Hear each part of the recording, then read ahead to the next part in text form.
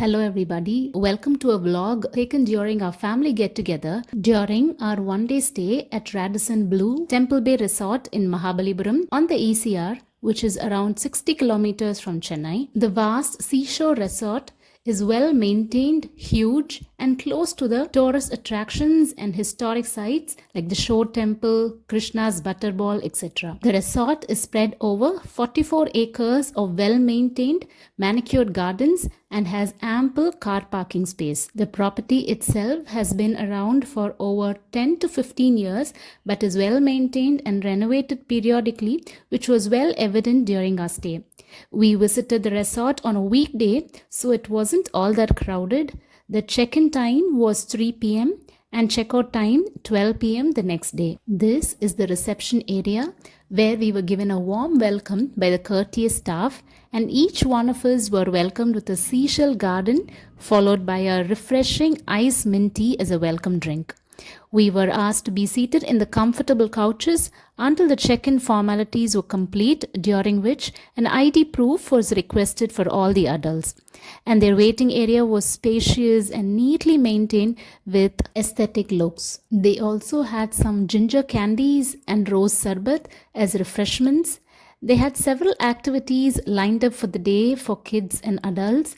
And they had this impressive classic courtyard with an eye-pleasing greenery. As we walked by, we saw beautiful statues displayed, and there was also a boutique shop with statues, painting and jewelry and lot more. Once the check-in process got over in a breeze, we were taken in a bakkie to our rooms. The bakkie ride was so relaxing with lots of greenery on either side. There are 157 rooms with three kinds of views: the garden view, pool view and the sea view rooms, and ours was a sea view room. There were several blocks of sea view rooms. Each block had around 4 rooms. 2 rooms upstairs had the balcony. Now let's take a room tour. As we entered, to the left there was a window with an overlooking view of the lush lawn and the Bay of Bengal. And as we go ahead inside the room, there was a table and a chair. And here is a luxurious, modern and stylish room having inviting interiors with stately heritage and dark wood throughout.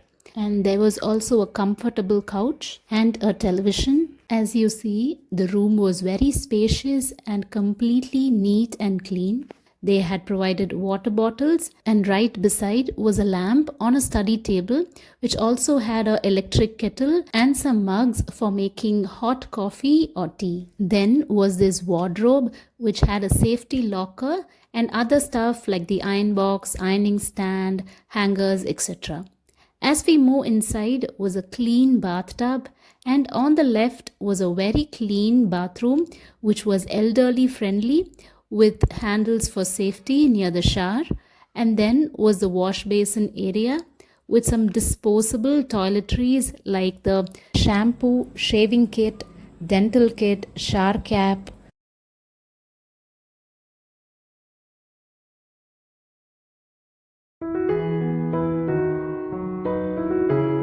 And at the other end was the lavatory. So the room was very spacious, stylishly designed and equipped with modern amenities for a pleasant stay.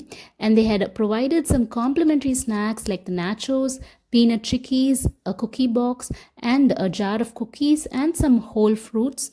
After getting refreshed, we headed to have our complimentary evening high tea in their heritage hall that had a classic traditional architectural design and also had some indoor games like the table football, table tennis and also a beautiful aquarium.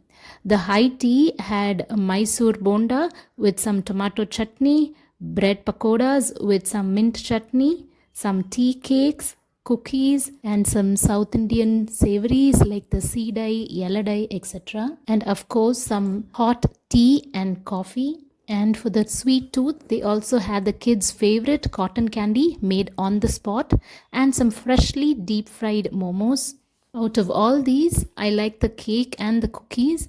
The bonda, the pakoras and the momos were not all that great. This is the heritage hall on the ground floor after the high tea.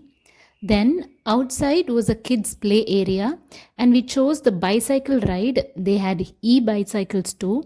We could rent it for an hour, and they had bicycles for kids too. Riding bicycle with my cousins after ages made me feel nostalgic of my childhood days. We spent around half an hour there, and then we walked towards the beach. Out of these activities, we had tried only cycling as we were all busy catching up with each other after a long time. And it was around 5:45 p.m. when we went to the private beach, which had a security guard and a lifeguard too. And we were allowed only for 15 minutes as they had a strict closing time at 6 p.m. They had placed some chairs to sit, chit chat, or just relax and gaze at the sea. By the time we made a move from the beach, it was around 7:45 p.m. So we headed to the restaurant for dinner. The ambience was very good and relaxing, and we had opted for a dinner buffet. The spread included chicken noodle soup and Sri Lankan origin Mulligatawny soup, which was soothing and tasted like pepper lentil soup, different kinds of breads, and then veggies for salad, sprouts with salad dressings, different kinds of cheese, vegetable sandwich, cabbage salad, grilled corn and bell pepper salad, chana chaat, then cucumber salad and mixed pasta salad. Then came the vegetable kazana, then raw banana fry, then the evergreen gobi Manchurian, which was great. And then came the prawn biryani, which looked appetizing.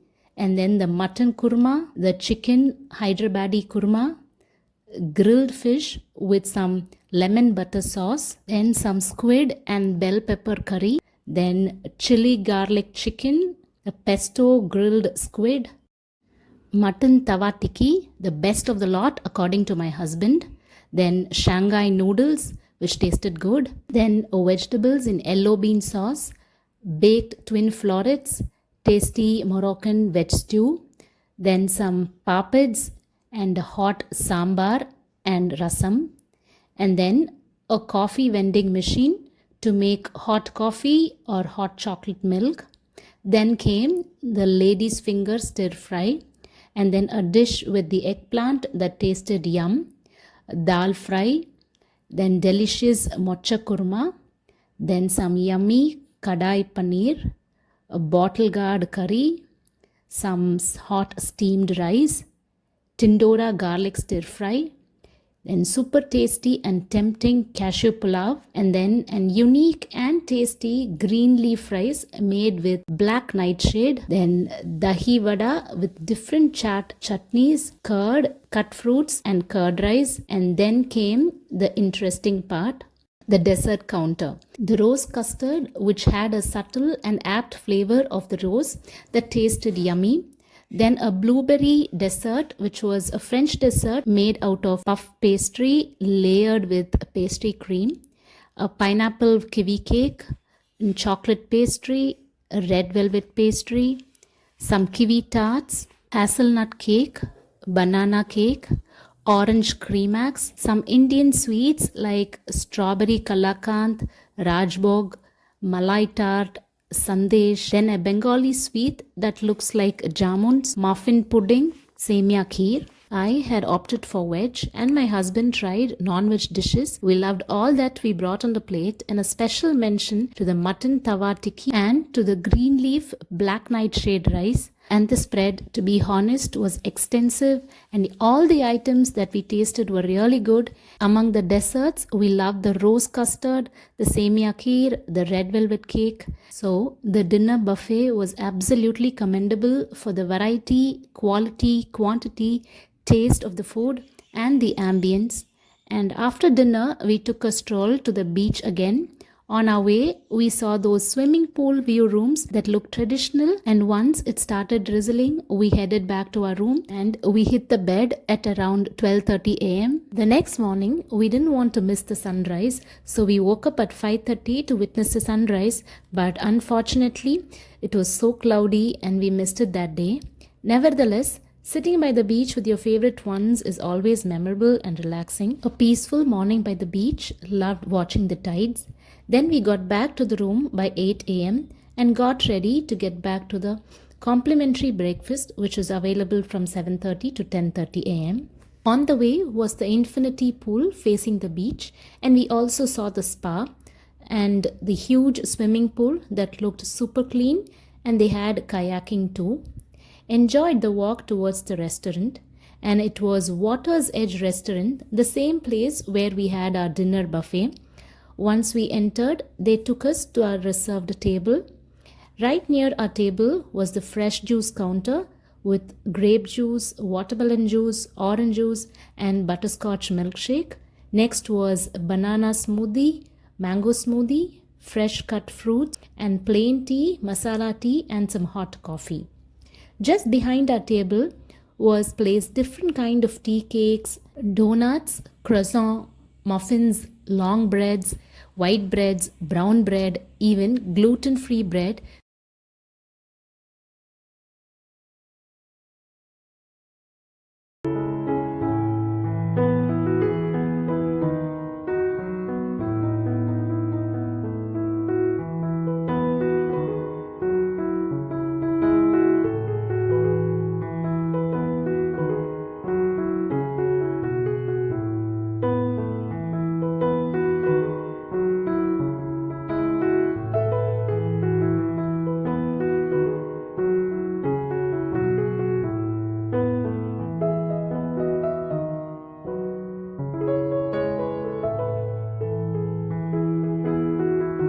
We headed to the main breakfast counter that had the vegetable sandwich, salads and sauces, different kinds of cheese, chicken salad, chicken sandwich, some dry fruits and seeds, full cream milk and muesli, different kinds of cereals. Then chicken meatballs, some veg curry, chicken curry, boiled egg, chicken sausage, pork sausage, some yummy and soft pancakes, crispy waffles, and perfect French toast, and spreads and dips. Then was this filling grilled zucchini, rice porridge, boiled peanuts, sliced potatoes, burnt garlic vegetables, soya fried rice, coffee vending machine.